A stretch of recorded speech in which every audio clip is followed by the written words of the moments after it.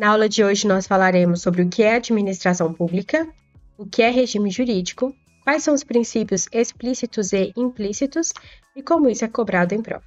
O que é administração pública? Ela é o conjunto de órgãos, agentes e atividades do Estado para garantir o funcionamento da máquina pública e a prestação de serviços à sociedade. Vamos entender um pouco melhor, tomando como exemplo a prestação de serviço de coleta de lixo. O município, como órgão da administração pública, ele é o responsável por organizar e manter o serviço, garantindo a higiene e a saúde da população.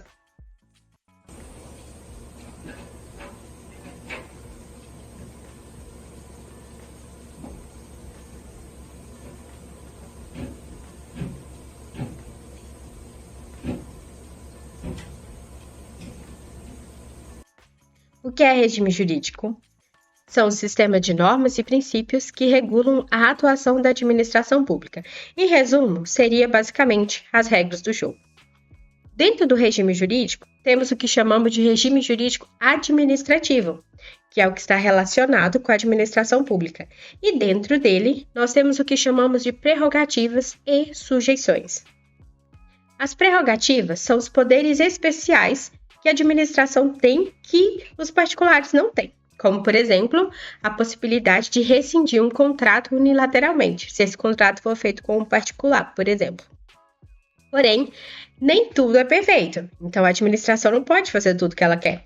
E é por isso que tem as chamadas sujeições, que são as limitações legais, como, por exemplo, para que a administração contrate um serviço, há necessidade de se fazer licitação. Se ela quer contratar, por exemplo, um funcionário efetivo, é necessário que seja feito concurso público. Agora falaremos sobre os princípios. Nós temos os chamados explícitos e implícitos. Os explícitos recebem esse nome porque eles estão contidos na Constituição, no artigo 37. E o mnemônico mais utilizado aí é o LIMP, que significa legalidade, impessoalidade, moralidade, publicidade e eficiência. Em relação ao princípio da legalidade, tem-se que a administração ela só pode agir conforme a lei. Diferente dos particulares, que eles podem agir acima do que a lei fala, só não podem agir contra a lei. A impessoalidade tem 3 pilares que precisam ser levados em consideração. O primeiro é que todos os administrados precisam receber o mesmo tratamento, por isso que nós chamamos de tratamento isonômico. O segundo é a vedação da promoção pessoal. É quando prefeitos utilizam as obras que foram feitas com as verbas do município para fazer propaganda deles mesmos. Isso é errado, não pode. E por último, temos a exigência da imparcialidade, ou seja, todas as pessoas têm o direito de ser julgados por juízes imparciais. O terceiro princípio é o da moralidade, que fala que as ações da administração pública precisam ser pautadas no que é conhecido como ético e honesto.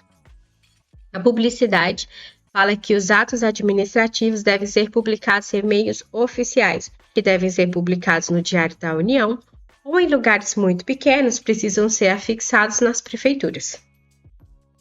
Por último, nós temos o princípio da eficiência, que fala que a administração deve trabalhar com qualidade e com o menor custo e tempo possível. Agora falaremos sobre os princípios implícitos. Eles são chamados de implícitos porque eles são inferidos a partir de dispositivos infraconstitucionais, ou seja, podem ser em leis, podem estar disponíveis na doutrina ou mesmo nos conhecimentos disponíveis pela jurisprudência. Você viu que a gente tem um rol bem grande desses princípios, mas a gente vai falar um pouquinho sobre cada um para ficar mais claro para você. O primeiro princípio implícito é a supremacia do interesse público, que fala que a administração deve colocar os interesses coletivos acima do interesse individual. Sempre que houver um conflito entre o interesse particular e o interesse coletivo, vai prevalecer o interesse coletivo. Um exemplo desse é quando ocorre a desapropriação de um terreno para a construção de uma escola. O princípio da motivação fala que todo ato administrativo precisa ser fundamentado, com a apresentação clara dos fatos e da base legal. Neste caso, a vontade do agente não significa nada, porque ela precisa estar pautada naquilo que está fundamentado na lei. O princípio da indisponibilidade do interesse público, ele fala que os gestores públicos, eles não são donos das coisas públicas, eles apenas administram o que pertencem à coletividade. Além disso, eles estão sujeitos às regras que limitam esse poder deles. Lembra que a gente falou lá atrás sobre as sujeições, sobre a necessidade de se fazer licitação para contratar um serviço? Então, está relacionado com esse princípio aqui. O princípio da proporcionalidade e razoabilidade fala que a administração deve agir com equilíbrio e bom senso, evitando exageros e medidas excessivas. Ter decisões razoáveis quer dizer que estão de acordo com o que é conhecido como senso comum. Tomar decisões proporcionais quer dizer que estão de acordo com o fim pretendido. Caso as decisões tomadas pela administração sejam desproporcionais ou sejam sem razão, elas podem sim ser invalidadas. O princípio da segurança jurídica busca garantir a estabilidade nas relações jurídicas em respeito às interpretações normativas anteriores. Em resumo, é garantir que as leis não retroajam para prejudicar situações que já foram estabelecidas. Vamos tomar como exemplo a Joana. Na lei em vigor, falava que a Joana podia aposentar com 55 anos. Ao completar 56 anos, ela entra com os papéis para pedir a aposentadoria. Porém, durante esse processo de aprovação da aposentadoria, surge uma nova lei falando que as mulheres se aposentariam após os 60 anos. Como Joana já tinha adquirido o direito pela lei anterior, quer dizer que a lei anterior fica válida para ela. Então, é garantido para ela o direito adquirido de aposentadoria aos 55 anos. Já cansou? Calma, que ainda tem mais.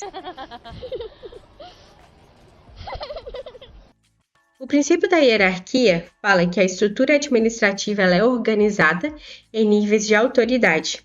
E que o superior ele pode avocar atribuições, ele pode controlar os atos dos seus subordinados e que esses subordinados eles devem obedecer às ordens legais com possibilidade de punição caso cometa alguma irregularidade. O princípio da precaução fala que em situação de possível risco ao meio ambiente ou ao interesse público, a administração sempre deve adotar medidas preventivas, mesmo que ainda não haja certeza do dano, porque prevenir é melhor que remediar. O princípio da subsidiariedade quer dizer que o Estado deve atuar somente quando é necessário e em áreas que são da sua competência, como segurança, justiça, defesa e regulação. A subsidiariedade ela busca um equilíbrio entre a ação estatal e a autonomia dos indivíduos e da sociedade civil, evitando tanto o excesso da intervenção do Estado na vida das pessoas, quanto também a ausência de políticas públicas que são necessárias. O princípio da intranscendência das sanções fala que as penalidades aplicadas pela administração devem atingir apenas quem realmente cometeu a infração. Não é permitido transferir essa penalidade para terceiros que são inocentes, como sucessores e gestores posteriores. Nós veremos um exemplo mais à frente. O princípio da responsividade fala que os agentes públicos devem responder pelas suas ações e prestar contas, e caso cometa irregularidade, eles estão sujeitos às sanções legais e também deverão reparar danos ao erário ou à coletividade. O princípio da continuidade do serviço público fala que os serviços essenciais prestados pelo Estado devem funcionar sem interrupções. Como exemplo, a gente tem o tratamento de água e esgoto, que por ser um serviço essencial, deve ser mantido continuamente.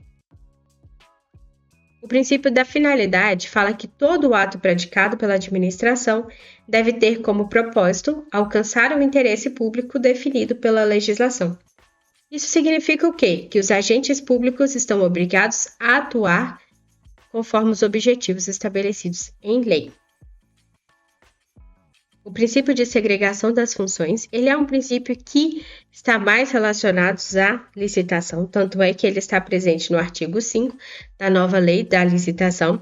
Ele fala sobre a divisão e a atribuição específica de responsabilidades entre os diferentes servidores envolvidos nos procedimentos de licitação. Um exemplo disso é evitar que o mesmo agente público seja responsável por atividades que são incompatíveis, tais como executar e fiscalizar uma mesma atividade.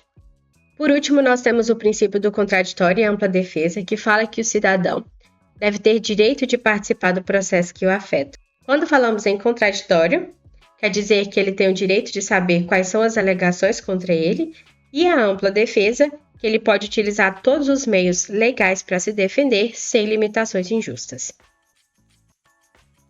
Como isso é cobrado em prova? Vai depender da banca. A FGV, por exemplo, ela traz algumas situações práticas para que o candidato consiga entender qual o princípio que está sendo afrontado ali, por exemplo. Vamos trazer duas situações, vai ficar um pouquinho mais claro para você. Situação 1. Um agente público, ao aplicar a multa administrativa, utiliza o valor máximo previsto em lei, mesmo diante de circunstâncias leves. O ato, neste caso, pode ser contestado com base em quais princípios? Para um pouquinho, pensa e a gente já volta com a resposta. Você acertou se disse proporcionalidade e razoabilidade, porque nesse caso, em circunstâncias leves, se a lei permitir que sejam dadas multas de valor menores, é essa que deve ser aplicada.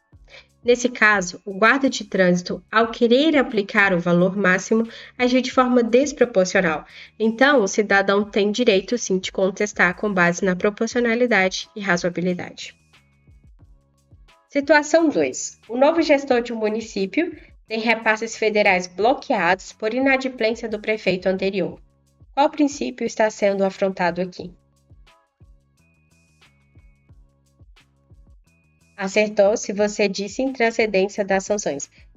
Lembra quando a gente falou no princípio da intranscendência das sanções que um terceiro inocente não pode ser culpado por atuação de um agente anterior? Então, neste caso, o novo gestor do município ele não pode ser bloqueado por inadimplência do prefeito anterior, senão estaria descumprindo esse princípio.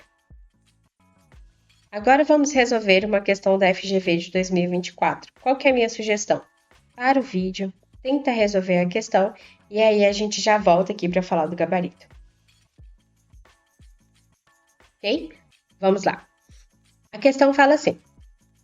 Recentemente, o Supremo Tribunal Federal reconheceu a inconstitucionalidade de uma lei estadual que conferia um bônus de 10% na nota dos candidatos a concurso público que residiam na localidade, entre outros fundamentos.